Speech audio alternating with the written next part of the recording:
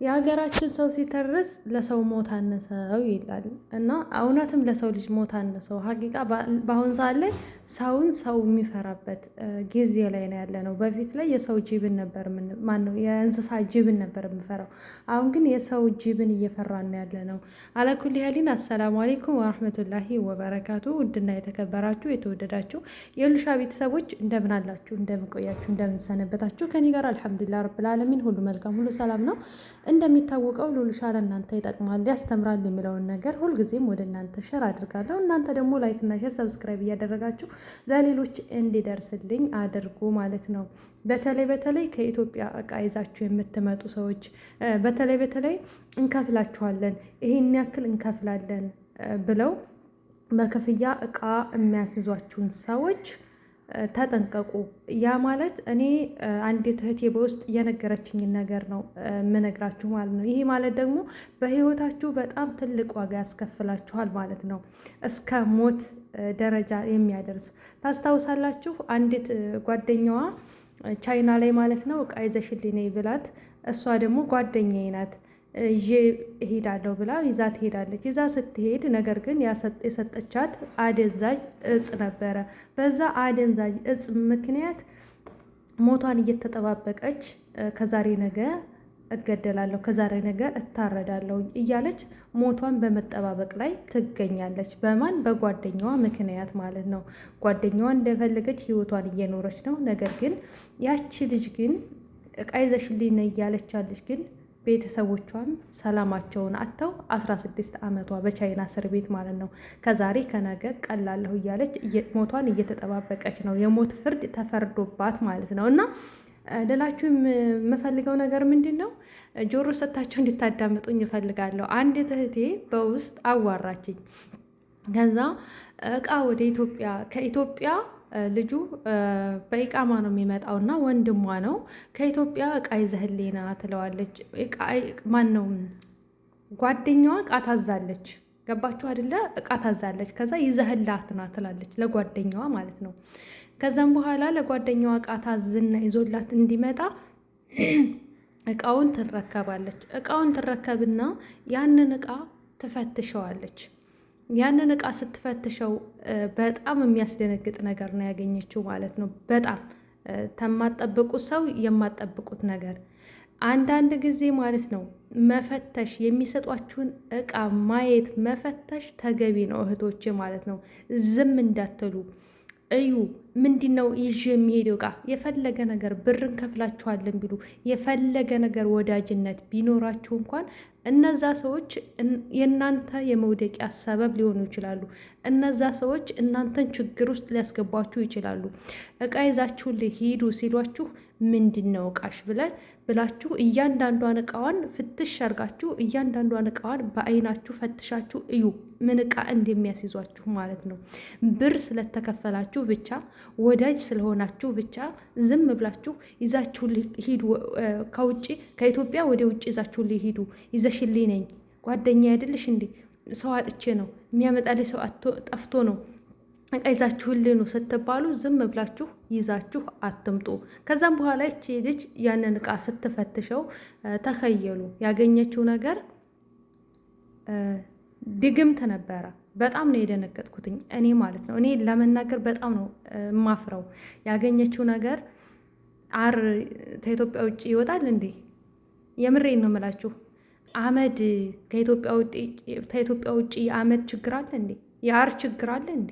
የደረቀ አር አመድ። እኔ በጣም ነው በጣም ይሄን ስላችሁ ማለት ነው። የአፈር ችግር አለ እንዴ ከኢትዮጵያ ውጭ? ይህ ማለት ይህ ጸጉር ምናምን በጣም የሚያስደነግጥ በጣም እኔ ልናገረው ፎቶውን እያንዳንዱን ነገር ልካልኛል፣ ግን እዚህ ማስቀመጥ አልፈለኩም። የምሬን ነው የምላችሁ፣ ወላሂ ነው የምላችሁ። እዚህ ላይ ማስቀመጥ ማውረድ አልፈለኩም። በጣም ነው የደነገጥኩትኝ። የሰው ልጅ ማለት ምን ያክል ነው የፈጠረን ፈጣሪ አላህ አለ ምን ያክል ነው ተፈጣሪው ልክ ፍጡሩን ተማምኖ በሰው ልጅ ላይ ይሄ ሲህር እንደዚህ ያደርግልኛል፣ ይሄ ድግምት ሰውን ይጎዳልኛል ብሎ እንደዚህ በዚህ ደረጃ የሚሄደው አላቅም። እንዲሁ ምን ያክል አይምሯችን ምን ያክል ጠባብ ቢሆን ነው የሰው ልጅ አእምሮ ምን ያክል ጠባብ ቢሆን ነው በእንደዚ አይነት መልክ ፈጣሪውን ክዶ እንደዚ አይነት መንገድ የሚሄደው ነው ያልኩትኝ።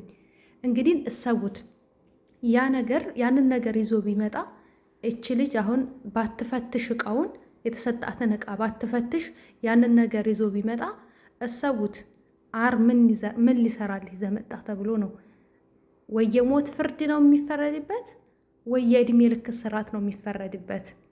አሰባችሁት? በአንድ ሰከንድ ውስጥ ህይወታችሁ ምን ያክል ዋጋ እንደምታስከፍላችሁ አያችሁ አይደለ? እና ከኢትዮጵያ ላይ ይዛችሁ የምትመጡ በተለይ ነጋዴ ነን የምትሉ ሰዎች፣ ወደ ኢትዮጵያ የምትመላለሱ ሰዎች ገና ለገና ብር ይከፍሉናል ብላችሁ ዝም ብላችሁ ያገኛችሁትን እቃ ይዛችሁ አትምጡ።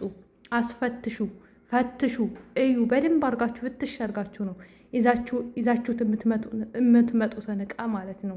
ካልሆነ ግን እድሜ ልካችሁንም ህይወታችሁንም ዋጋ ሊያስከፍላው ህይወታችሁንም ሊያሳጣችሁ ይችላል ማለት ነው። የሰው ልጅ በጣም ክፉ ሆኗል አሁን ላይ። ሰውን እንዴት ልጣለው? በቃ እከሌ ለምን ከኔ በለጠኝ? ለምን ከኔ በለጠ? እኔ ለምን ከሱ አነስኩኝ? በቃ እኔ አላቅም። ይሄ ነገር ስላለ ሰውን በቃ የሚጥሉበትን መንገድ ነው የሚፈልጉት። ፈጣሪ ምናምን የሚባለው ነገር እዚህ ጋር እነሱ አይምሮ ውስጥ የለም ማለት ነው። እና ተጠንቀቁ ለማለት ያክል ነው ይሄንን የምነግራችሁ። እህቴ አንዲት እህቴ ናት፣ ባክሽን ሰሪበት የሚጠቅመው ሰው ሊኖር ይችላል ብላ ስለነገረች ነው። እውነቴን ነው የምላችሁ። እኔ ለራሴ በጣም ነው ደንግጬ ሁላ እጄ ሁላ ነው የተንቀጠቀጠው ማለት ነው። ወላሂ ነው የምላችሁ። እና